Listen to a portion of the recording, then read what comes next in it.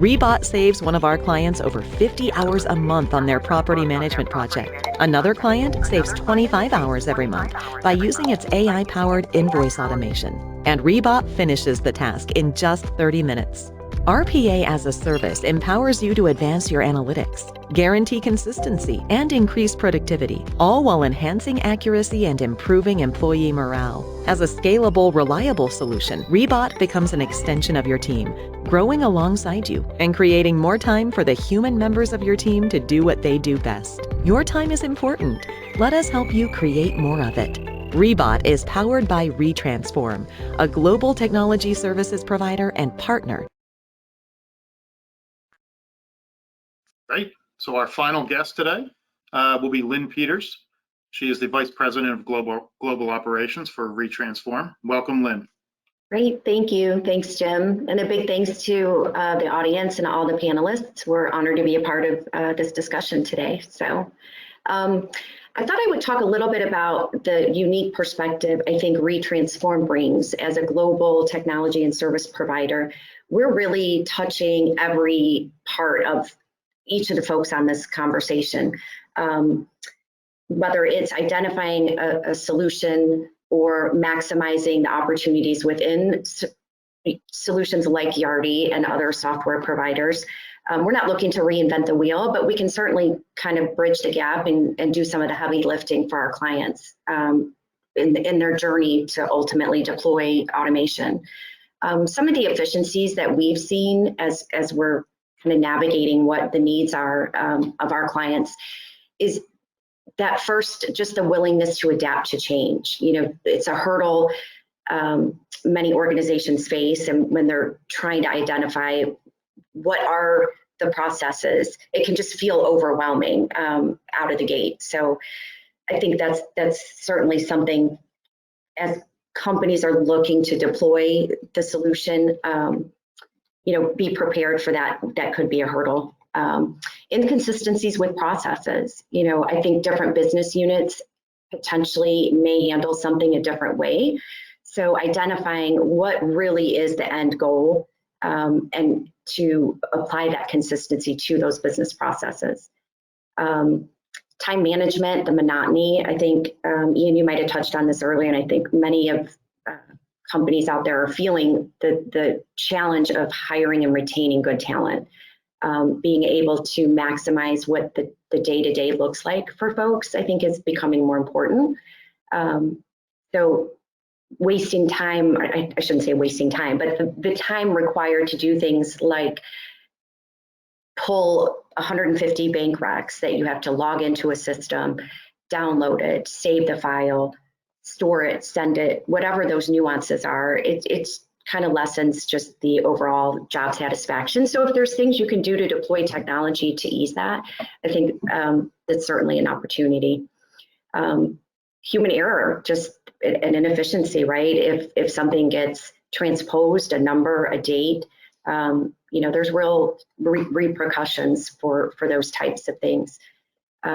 And generally, I think a lack of agility and the ability to pivot or respond to whatever the needs of the business requirements are. So generally speaking, those are just some of the inefficiencies that we see as a service provider.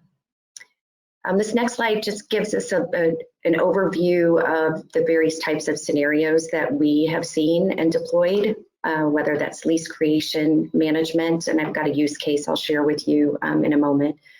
AR/AP automation, data calculation and validation, complex reporting, reading and writing to databases, sending notifications, connecting to disparate systems. I think many organizations out there are still in that phase where they do in fact have data stored in a number of different locations and sources. So trying to automate that process of bringing it all together is an important one. File folder structure management and organization, and kind of deploying if-then rules, I think is the easiest way to think about the opportunities to deploy RPA specifically as it relates to back office. just a few recent use cases that we've done. For one client, they were interested in migrating the data out of JD Edwards into Yardi. So the validation was going to need to happen to ensure the accuracy of that information from the source data into its final destination. So through the development and deployment of bots, they were able to save a significant amount of time. The end client would have taken probably months to get that done had they had to deploy their own internal resources, but the bots were able to work around the clock and completed that process in about 2 weeks. So there's tangible value there. Another use case is a client that wanted to manage their leases and leads, taking the information out of Salesforce and automating that process into Yardi. So creating and updating a prospect into Yardi once that lead was created in Salesforce and automating that process to move it through that workflow in that cycle. In that case, it was originally about 50 minutes to complete that process, but through the deployment of the bot, they were able to manually input it in under 10 minutes per lease. This just gives you a kind of an overview of the RPA journey. So starting at the beginning, for people that are contemplating, where do we start? What are those opportunities? How do we just get this ball rolling? Starting with just your strategy, identify those business processes. What is that roadmap? What is the business care framework? Conducting an ROI analysis. Moving next to the solutions. What are the opportunities or the tools available in that toolbox? And I think Ian, you had a nice slide that indicated there's a lot of solutions out there. So it may not be a one size fits all. So identifying that architecture and design for the implementation of automation. And then ultimately RPA as a service, which again is where companies like ours come in.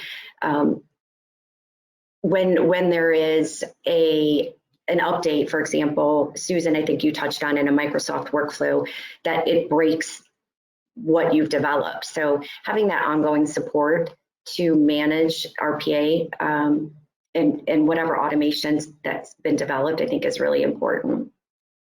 This gets a little bit more granular on the implementation approach that we just touched on in the previous slide, from discovery, again, drilling down with different business units, ensuring that everybody's on the same page and what their end goal is, designing that right solution.